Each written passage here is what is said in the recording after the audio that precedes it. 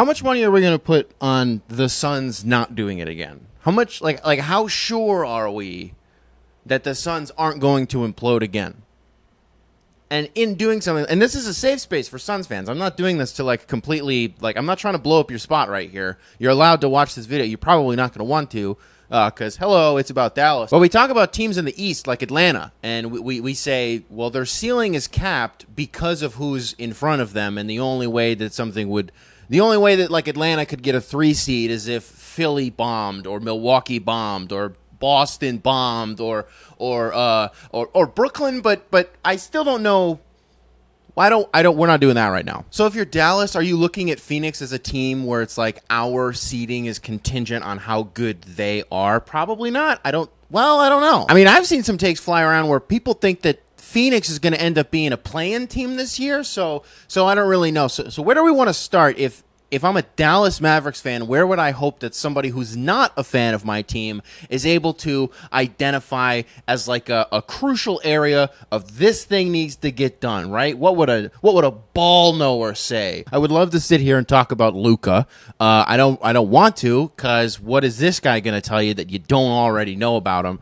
Let's talk about Christian Wood for a second. Dallas brings in Christian Wood, a guy who, at this point, about a quarter of the league's fan base has a take on, has some experience with, right? All largely positive for the most part. Sixers fans, I don't think they had a problem with him. I don't think he really played. Bucks fans also didn't. Wasn't he just a big herd guy? Did he really even get run with the Bucks? I don't remember. I know Bucks fans didn't have a problem with him. Pels fans loved him. Pels fans were crushed when they lost Christian Wood. Detroit, I love him, and then he left, but then we found out it's because Troy just didn't want to pay him because he's like, I don't know if this is a guy who can play on a winning basketball team. I guess we'll find out. And then is it a surprise that the guy who maybe there have been some character concerns, warranted or not, that Jason Kidd was like, fuck it, we ball, go get him? I don't know. Jason Kidd, by the way, the same guy who was like, don't go get Goran Dragic. Don't get him. I don't want him. I'm pretty sure, didn't Michael Finley also have a little say in that too? I'm just going off of what, I'm pretty sure this is what Tim Cato wrote. I don't remember if it was like a mailbag or something that he did. It was a mailbag recently where somebody was like, wasn't it like what happened with Goran Dragic or something? And he was like, Jason Kidd and Michael Finley were like, hell no. But back to the Christian Wood thing. Is he a guy who, on a 50 to 60 win basketball team, can you see him putting up, 15-7, maybe 18-9, hell, 20-10? Yeah, I think so. Not like on a nightly basis, but I think that that's something that you could see from him. Just because it's like, I've been pretty consistent and firm with the fact that I don't think a good stats, bad team guy, like I don't think it's real. I think you're able to maybe boost the numbers a little bit. I think you're able to do a little bit more, and I think that's like the sort of, you're on a bad team. But like the idea that you are only good because you're playing on a bad team and there's not enough, you know what I'm saying. The idea that you are in the NBA and you are playing on a team that is like Devin Booker, I feel like had to have been.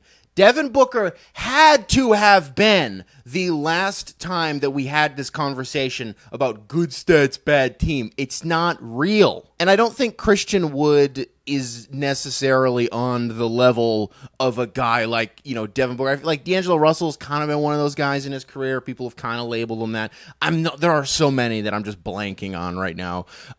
Even Karl Anthony Towns, his teammate. Like if Anthony Edwards, if the Timberwolves didn't have stuff right now and it was like just Anthony Edwards, people would be calling Anthony Edwards a good stats, bad team guy. It's just true. Sorry, I mean the notion that they would do it is true, not the fact that he actually is that, because he's not. But as somebody who frequently thinks about what it would be like if we still had Christian Wood, to also have Cade, to also have Ivy, these super strong ball handlers, what would that look like with somebody as freakishly tall and athletic as Christian Wood? What would that look like in some two-man shit, right? Well, that's why I'm really jealous of Mavs fans, because they're going to get to see that, because they essentially have the same thing. It's better because it's Luka. They have that. I'm also looking at a Dallas team that has more stretch bigs than a simile that I can't think of right now. It's like 9 a.m. I just can't think of goofs right now. Is it all of them? Can they all stretch? I'm racking my brain. JaVale McGee cannot.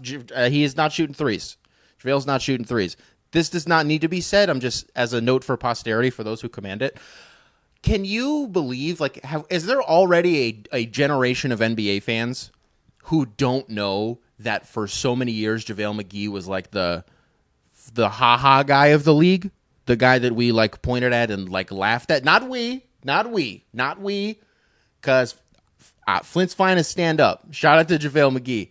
But like he was like the Shackton king, right? And then he had I don't think it started with Golden State. When did his like hero arc start to? Damn, I don't remember. Washington, Denver, Philly, Dallas, Golden State. Was it Golden State then that he showed up and we were like, not this guy, and then we were kind of like, this guy, and then by the end of the year we're like, look at this guy. Okay, whatever. JaVale McGee at this point in his career has worked his way into our hearts and we love him, but he cannot shoot threes. You know who can shoot threes despite, did I mention Tim Cato earlier and not shout him out and tell you to go sub to him? If you're a Mavs fan, if you can't afford a subscription to The Athletic, do not feel obligated to. If you can, however, go read Tim Cato. Easily my second or third favorite writer at The Athletic. James Edwards III is always going to be number one. Eric Name in Milwaukee is also great.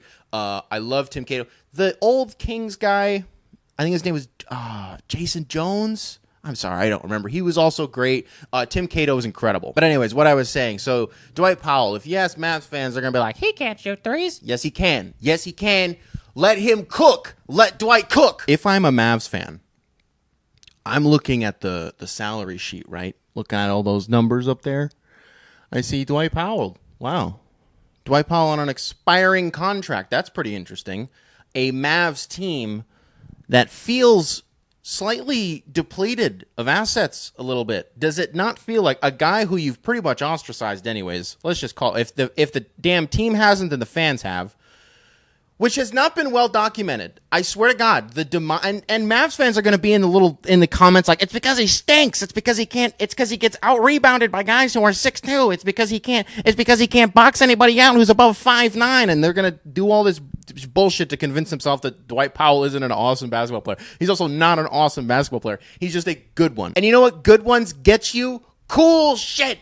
Go get something cool. Didn't Tim Cato write about this? I think he was like, go get like a second round pick, but one of the ones that actually matter, right? So you're not getting you're not getting 60 overall, right? You can go get, 35, trade with one of the bad teams, right? Somebody who actually needs that backup big. Well, I guess also if he's expiring, then it doesn't matter.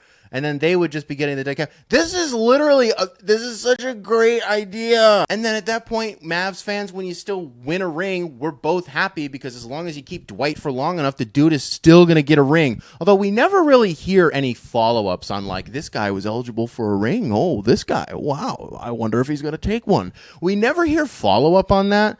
And I think it's because most guys are like, no, if I'm not on the team when the confetti falls, I'm not taking the ring. What are you, sick? Still got Reggie Bullock on the team too, another Piston legend, one of the more reliable wing shooters in the league. If you want to, like, if you said name a 3-and-D guy, I think it might just be my Piston brain though. I don't know if it's such an indictment on like Reggie Bullock being the quintessential embodiment of like what you want out of a 3-and-D caliber guy.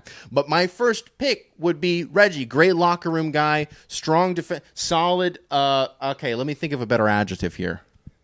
Survivable defender and can shoot the lights out. And I'm not going to be the guy who sits here and goes, well, if this Mavs team stays healthy. No shit, Sherlock. If any team stays healthy, they're going to have a pretty damn good chance of doing something significant. But, if this team is able to avoid the Maxi Kleber misses 17 games for like a dumb wrist, if Davis Bertans decides that he wants to stop robbing people of the 5 years, 80 million, Davis Bertans, man, damn. But I think in a best case scenario, I mean, this is a Mavs team that's winning 50. I don't like. It's not a question about.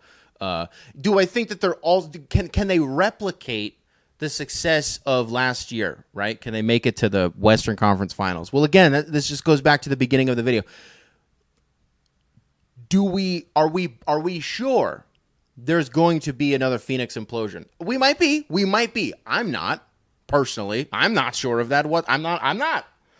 But maybe. You also have to count on, like, let's just be clear.